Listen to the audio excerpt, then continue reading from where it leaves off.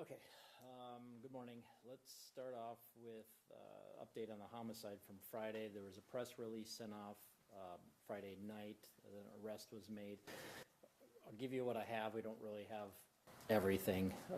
The why this happened, what led up to it, is questions we still don't have answers to yet. But just to recap, this was around 4:30 a.m. We had a report of a stabbing in the 3500 block of South Larch Avenue.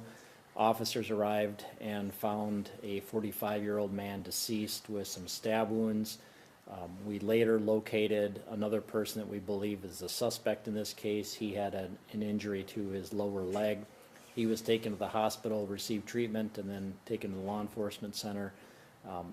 Towards the end of the day, we were able to get an arrest warrant issued for him. That was for second-degree murder, first-degree manslaughter, and aggravated assault. That warrant carries a $1 million cash bond.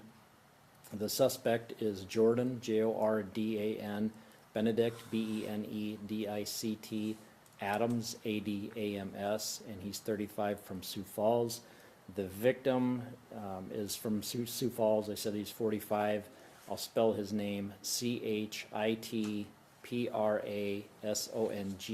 His last name is Amphavannassouk.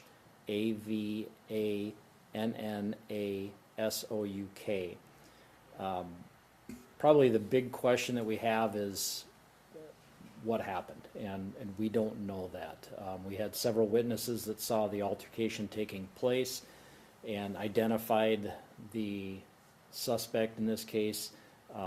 We don't know what led up to it. We're still working on trying to figure that out. I don't know if we're going to have any luck with that question specifically, but doesn't appear that anybody else was involved, just those two men. You said the suspect was injured. What was the extent of his injuries, and do you know how he was injured? It was cut to his lower leg.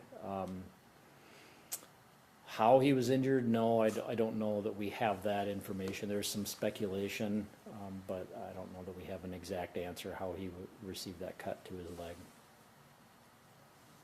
Looks like he was released from DOC custody on March 11th.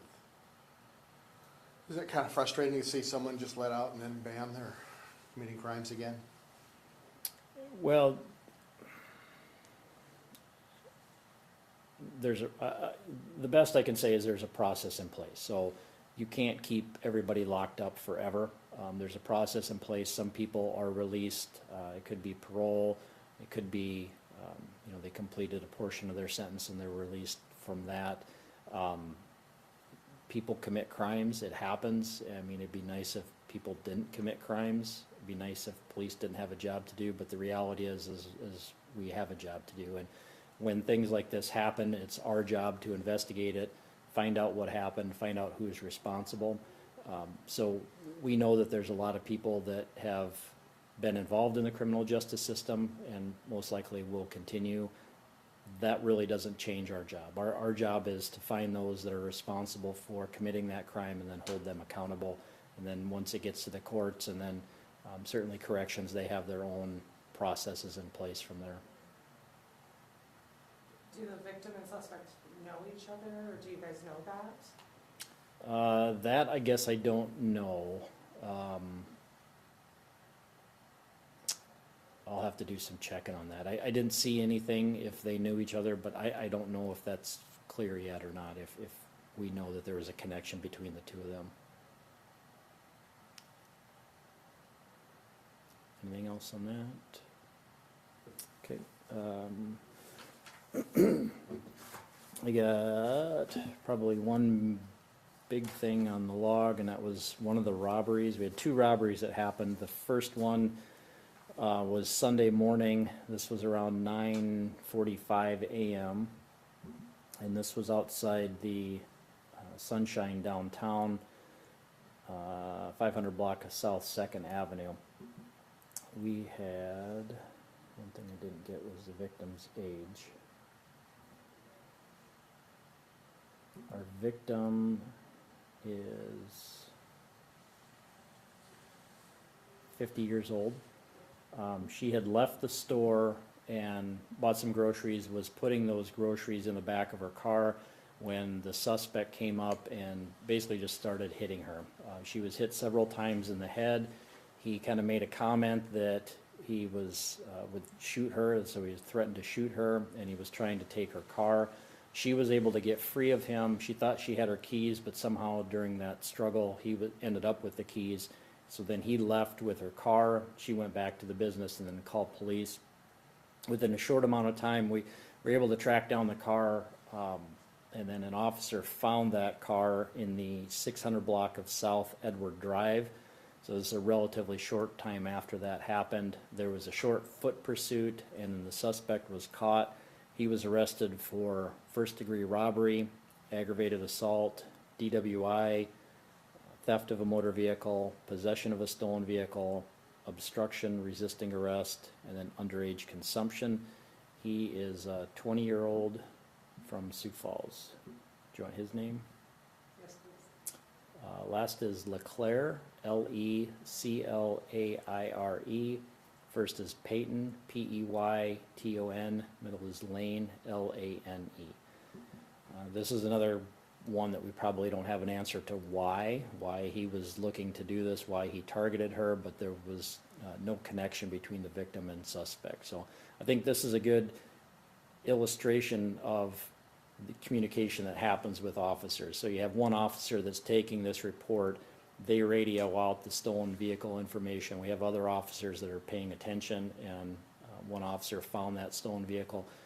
If it wasn't for that quick communication and relaying those details, there's a good chance that he may have disappeared after he ditched the car. So I think this is, we talk about finding criminals in a short amount of time, and really what that comes down to is just that communication level that officers have, talking to each other, but then the other officers paying attention and looking for suspects. And in this case, we were able to find him and make an arrest in a short amount of time. And the victim did not have any serious injuries. Any questions on that? The other robbery, that was a couple of guys that stole some alcohol from a convenience store. They ended up threatening the clerk, but no injuries with that. No arrests were made. Most of the aggravated assaults are domestics. We did have one guy that was stabbed, but he didn't want to press any charges, so he only gave limited information. Burglaries are reports. That's pretty much it. Most everything is a report from there. There's one weapons violation that some guys were in a parking lot and said somebody threatened them with a gun, but no arrests, only limited information that we have on that. So that's all I have, unless you have any questions. As the homicide, do you know if drugs and alcohol played a part in that? I know the area is kind of near the casino. Yeah, I don't know if we know that drugs or alcohol. I didn't see anything. That'll be another thing I'll have to check on. I don't think so, but I don't know for sure on that one. I didn't see anything specific, but I didn't look for those pieces of information either, so I'll have to do some checking on that. Anything else? Okay, thanks.